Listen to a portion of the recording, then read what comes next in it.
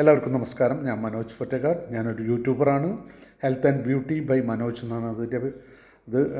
Subscribe ചെയ്യാൻ സാധിക്കുന്നവർ ചെയ്യുക. അതോടൊപ്പം തന്നെ ഞാൻ ഇൻസ്റ്റാഗ്രാമിലുണ്ട്, അതുവഴി ഫേസ്ബുക്ക് എല്ലാം വളരെ സജീവമായി പോകുന്നുണ്ട്, നന്നായി പോകുന്നുണ്ട്. കുഴപ്പമൊന്നും. അപ്പോൾ ഹെൽത്തിനെയും ബ്യൂട്ടീനെയും കുറിച്ചാണ് ഇന്ന് ഞാൻ പറയാൻ പോകുന്ന കാര്യം. അതല്ല, ശരിക്കും പറഞ്ഞാൽ ഞാൻ കർമ്മ എന്നതിനെക്കുറിച്ച് ഒരു കാര്യം പറഞ്ഞു കേട്ടു. മഹാഭാരത യുദ്ധത്തിൽ ഉണ്ടായ ഒരു കാര്യത്തിനെ ശരിക്കും അടിസ്ഥാനപ്പെടുത്തിയിട്ടാണ് അത് പറയുന്നത്. എന്താണെന്ന് വെച്ച് കഴിഞ്ഞാൽ മഹാഭാരത യുദ്ധത്തിൽ അർജുനന് കൊല്ലണം എന്നുള്ള ലക്ഷ്യമായിരുന്നു കർണനുണ്ടായിരുന്നത്. ബാക്കി അദ്ദേഹത്തിൻ്റെ അനിയന്മാരൊന്നും കിട്ടിയിട്ട് ചാൻസ് കിട്ടിയിട്ട് പോലും ആളൊന്നും കൊന്നൊന്നുമില്ല. പക്ഷേ ഈ യുദ്ധം നടന്നുകൊണ്ടിരിക്കുന്ന അഭിമന്യുവിന് അമ്പേറ്റിട്ട് അഭിമന്യു മരിക്കാൻ കിടക്കുമ്പോൾ കർണനോട് പറഞ്ഞു, കർണൻ്റെ തേരിൻ്റെ അടുത്ത് ഒരു കുഴി ഉണ്ടായിരുന്നു, ആ കുഴിയിൽ നിന്ന് കുറച്ച് വെള്ളം എടുത്ത് തരാൻ പറഞ്ഞു.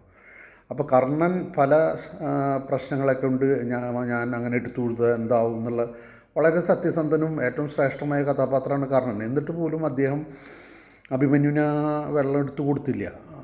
ആൾ മരിച്ചുപോയി. അതിനുശേഷം പിന്നെ കർണൻ യുദ്ധം ചെയ്തു വരുമ്പോൾ സെയിം ആ കുഴിയിലാണ് കർണൻ്റെ എൻ്റെ ചക്രം വീണത്. അപ്പോൾ പക്ഷേ ശരിക്കും പറഞ്ഞ ശല്യരാണ് കർണൻ്റെ തേര് തെളിക്കുന്ന ശല്യരാണ് ഇറങ്ങുന്നുണ്ട്. പക്ഷെ കർണന് എന്തായാലും ആ പ്രാധാന്യം കൊടുത്തിരുന്നില്ല കുന്തി ദേവിക്ക് അങ്ങനെ ഉണ്ടായൊരു മകനായതുകൊണ്ട്. അപ്പോൾ ആ ഒരൊറ്റ കാരണത്താൽ തന്നെ കർണൻ അവിടെ ഇറങ്ങി ആ തേരിൻ്റെ ചക്രം തിരിക്കുന്ന നേരത്താണ് ഭഗവാൻ ശ്രീകൃഷ്ണൻ അർജുനനോട് പറയുന്നത്, ഇതാണ് സമയം, കറക്റ്റ് സമയം പൂഷിക്കുമെന്ന് പറയുമ്പോൾ അങ്ങനെ കർണനെ അർജുനൻ വധിക്കുകയാണ് ചെയ്യുന്നത്. പക്ഷേ അന്ന് ആ വെള്ളം കർമ്മ അദ്ദേഹം ചെയ്യുകയാണെങ്കിൽ അതുണ്ടായേനില്ല എന്നാണ് പറയുന്നത്.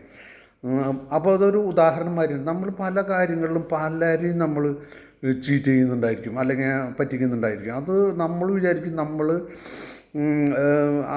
നമ്മൾ മിടുക്കനാണ്. പക്ഷേ ദൈവത്തിൻ്റെ കണക്ക് പുസ്തകത്തിൽ നല്ല പേജുകളിൽ നമ്മുടെ പേര് വരില്ല, കാരണം ചുവന്ന മഷിയിൽ വരച്ചിട്ടുള്ളൂ. അപ്പോൾ അതുകൊണ്ട് നമ്മൾ അങ്ങനെയുള്ള കാര്യങ്ങൾ മാക്സിമം ചെയ്യാതിരിക്കുക. ഫോൺ വിളിക്കുമ്പോൾ എടുക്കുക, മെസ്സേജുകൾ അയയ്ക്കുക, എല്ലാവരുമായിട്ട് ഇൻട്രാക്ട് ചെയ്യുക, കുട്ടികളെ സ്നേഹിക്കുക. അങ്ങനെ നമ്മൾ സമൂഹത്തിൽ നമുക്ക് എന്തൊക്കെ നല്ല ഉപകാരങ്ങൾ ചെയ്യുക, എക്സ്പ്രഷൻസ് ഫീൽ ചെയ്യുക, കരയാനുള്ളടത്ത് കരയുക, ചിരിക്കാനുള്ളടത്ത് ചിരിക്കുക, സന്തോഷിക്കേണ്ട സമയത്ത് സന്തോഷിക്കുക. കാര്യങ്ങളൊക്കെ നമ്മൾ കറക്റ്റായിട്ട് ചെയ്ത് എന്തെങ്കിലും നമ്മൾക്ക് ചെയ്യാൻ പറ്റും എന്നുള്ള ഉപകാരങ്ങൾ പറ്റും എന്ന് ഉറപ്പ് വരുത്തിയിട്ട് ജീവിക്കാം. അപ്പോൾ you don't expect anything from anybody എന്ന് സ്വാമി വിവേകാനന്ദൻ പറഞ്ഞ മാതിരി തന്നെ അതേമാതിരി തന്നെ അദ്ദേഹം പറഞ്ഞിട്ടുണ്ട്, എത്ര നാൾ ജീവിച്ചു എന്നല്ല, എത്ര നന്നായി ജീവിച്ചു എന്നാണ് നമ്മൾ കണക്കെടുക്കുക. അപ്പോൾ ഇത്രയും പറഞ്ഞുകൊണ്ട് നന്ദി, നമസ്കാരം. Thank you very much.